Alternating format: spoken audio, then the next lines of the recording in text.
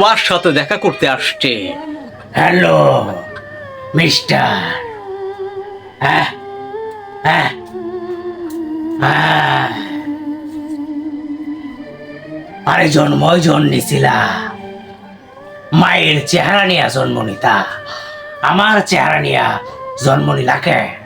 এই জুনিয়া, মায়ের চেহারা নিয়ে জন্ম নিলে এ এলাকার মানুষ আমাকে মায়ের কথা বলতো, তাই মায়ের চেহারা এই আল্লাহ পাক আমাকে দেয়নি, দিয়েছে তোমার মতো একটা লম্পটের চেহারা।